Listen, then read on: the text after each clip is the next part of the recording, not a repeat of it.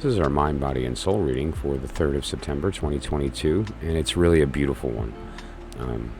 What we have here is you and them, and the effect on your mind, body, and soul.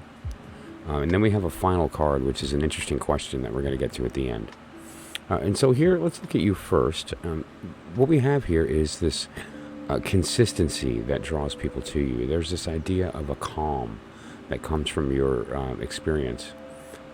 And there's a level of power from that people are drawn to. And that's what they saw initially. But now they seem distracted, right? Like before there was more connection, and now there's this distraction. Here in the image we have a hand that's holding out a cup that's got everything this person could want or need. And here are the empty cups, and now they're used up and they're searching, right? They haven't actually found what they're looking for yet, and they're still searching. And they don't realize that you have this thing that they want. And it's your job maybe to let them know. I don't think that they're aware of the fact that you are available to them in that way. I don't think they even realize it to the degree. Now, as far as the mind is concerned, we have the Nine of Cups, and this is a great card of rest. And sort of release of anxiety. You've done the work, and so others in positions are no longer upon you. But the risk here is of getting kind of lost in your own world, and it can lead to a different kind of distraction than this, but one that's more on the fantasy level. They're searching and don't realize the answer's right there. This person is not even looking because they're sort of in their own place there. Now here in the body we have the King of Cups. Now the King of Cups is a good card in this position because it really talks about emotional decisions, but correct, right? That they're not rash.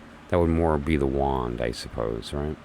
And so this is a good place. And also physically, it's the idea of being kind of correct with the flow of your body and making sure that you're doing things that are kind of help that balance. And there's also this idea of wanting to share that, and there's nothing wrong with that at all. And I really think that this is going to help with this process, right? This is going to help them to maybe work through what it is that they're looking for, so that they can discover that it's already there, and release them from this state of constant seeking. Now, as far as your soul card, it's a beautiful card. It's the Lovers.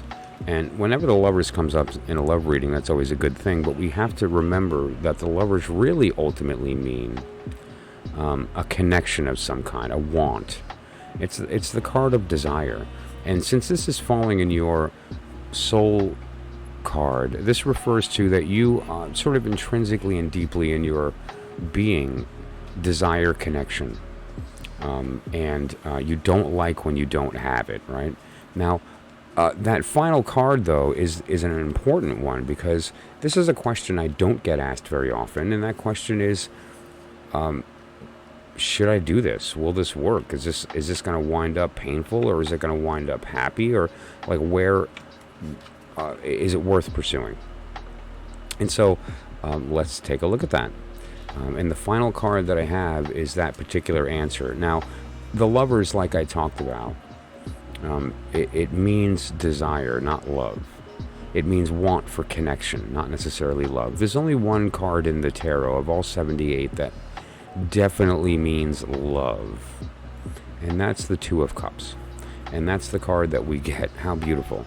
As the question, is this worth it? So, it's hard to beat that as the answer. Okay, so that said, thank you so much. If you have any specific questions about your individual circumstance, please give me a call or a text at that number, or you can direct message or email, and I'll be happy to discuss that with you further. Otherwise, we'll see you next time. Thanks a lot.